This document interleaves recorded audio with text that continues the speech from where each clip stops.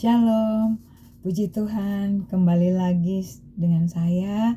Oleh kuasa Roh Kudus saya akan menyampaikan kebenaran firman Tuhan dengan judul bagaimana supaya dibaptis Roh Kudus. Roh Kudus adalah Roh Allah ya.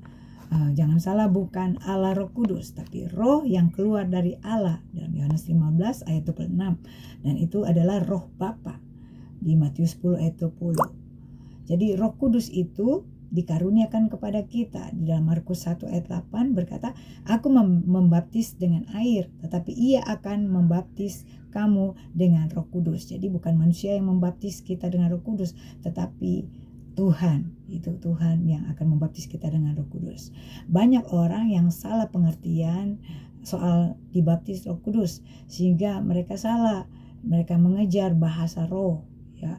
Mereka bagaimana supaya mereka bisa berbahasa roh, mereka bahasa yang diajarkan oleh manusia.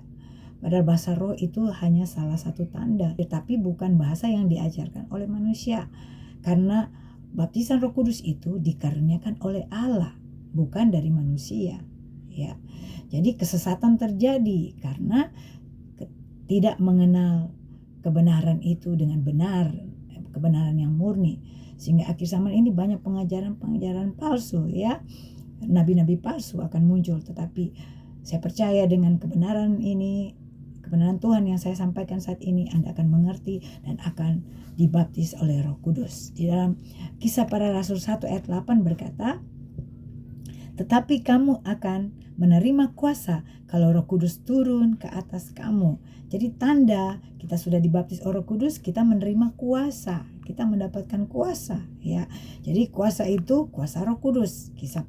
Di Yohanes 1 ayat 12 berkata, semua orang yang menerimanya diberinya kuasa supaya menjadi anak-anak Allah. Yang menerima Yesus sebagai Tuhan dan Juru Selamat, mau percaya kepada Yesus, dia akan diberi kuasa, diberinya kuasa, yaitu Roh Kudus ya.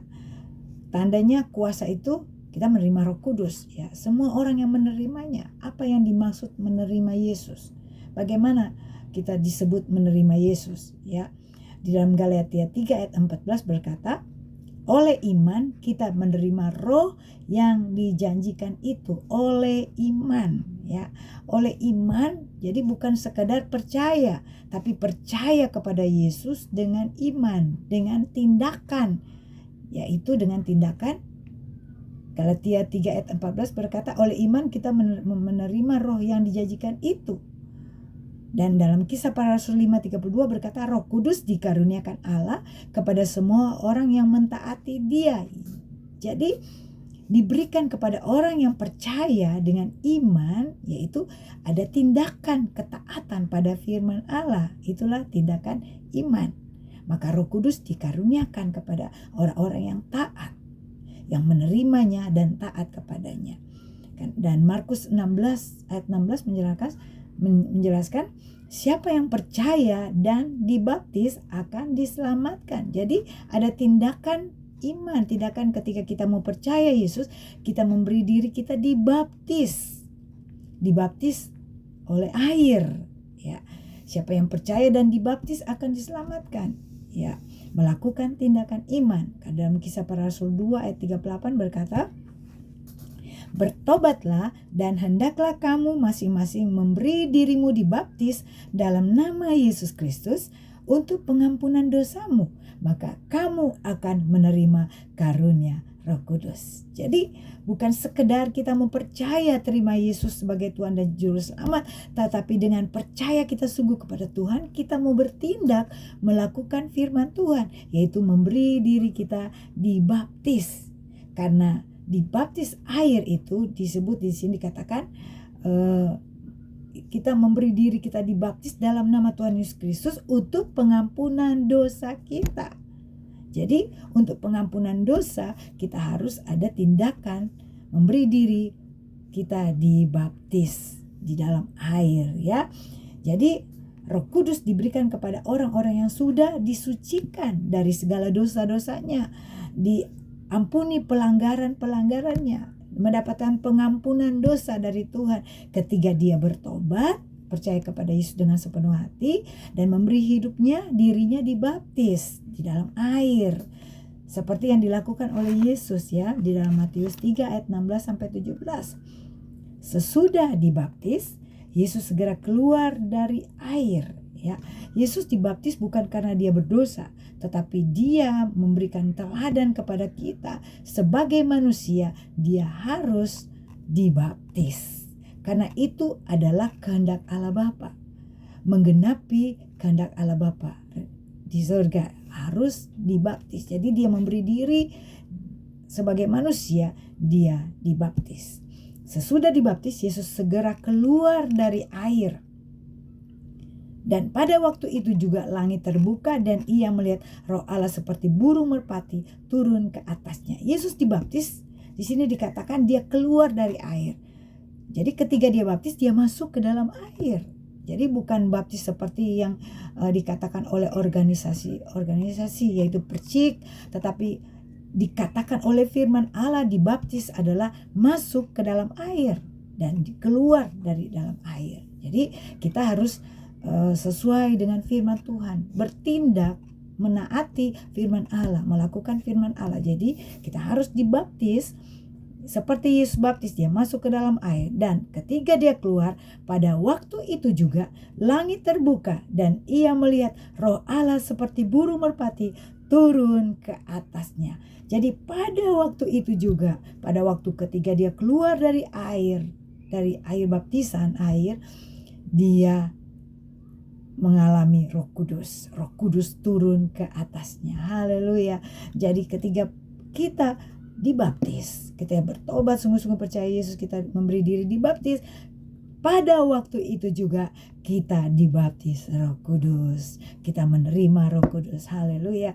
Jadi jelas dengan firman Tuhan saat ini di ayat yang ke-17 dikatakan, lalu terdengarlah suara dari sorga yang mengatakan, inilah anakku yang ku kasihi, kepadanya lah aku berkenan. Haleluya.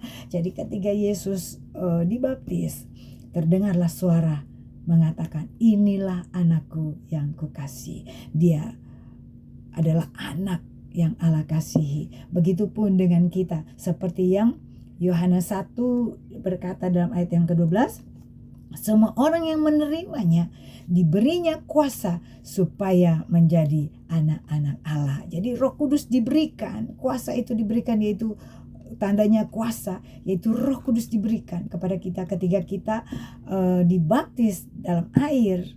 Roh Kudus diberikan sebagai tanda kita adalah anak-anak Allah. Segala pujiannya bagi Tuhan. Jadi engkau akan dibaptis oleh Roh Kudus ketika engkau sudah sungguh-sungguh percaya Yesus, terima Yesus sebagai Tuhan dan Juru Selamat, dan engkau bertobat dan memberi diri dibaptis, maka engkau akan menerima karunia Roh Kudus, menerima dibaptis oleh Roh Kudus ya. Tanda-tanda kita dikaruniakan Roh Kudus, setelah dibaptis Roh Kudus, kita boleh lihat di dalam 1 Korintus pasal yang ke-12 ayat 8 sampai ayat yang ke-11. Di situ dikatakan, sebab kepada yang seorang Roh memberikan karunia untuk berkata-kata dengan hikmat, dan kepada yang lain Roh yang sama memberikan karunia berkata-kata dengan pengetahuan. Kepada yang seorang Roh yang sama memberikan iman, dan kepada yang lain ia memberikan karunia untuk menyembuhkan. Kepada yang seorang Roh memberikan kuasa untuk mengadakan mujizat, dan kepada yang lain ia memberikan karunia untuk bernubuat, dan kepada yang lain lagi ia memberikan karunia untuk membedakan bermacam-macam roh, dan kepada yang seorang ia memberikan karunia untuk berkata-kata dengan bahasa roh, dan kepada yang lain ia memberikan karunia untuk menafsirkan bahasa roh itu. Tetapi semuanya ini dikerjakan oleh Roh yang satu dan yang sama, yang memberikan karunia kepada tiap-tiap orang secara khusus seperti yang dikehendakinya. Jadi bahasa roh itu hanya tanda, salah satu tanda di mana kita sudah dibaptis dengan Roh Kudus. Karena tanda kita sudah dibaptis Roh Kudus, diberikan Roh Kudus, itu ada beberapa karunia yang sudah kita baca ya. Jadi saya percaya Anda sudah mengerti firman Tuhan, dan Anda lakukanlah firman Tuhan ini supaya Anda juga dibaptis dengan Roh Kudus. Tuhan Yesus memberkati. Haleluya.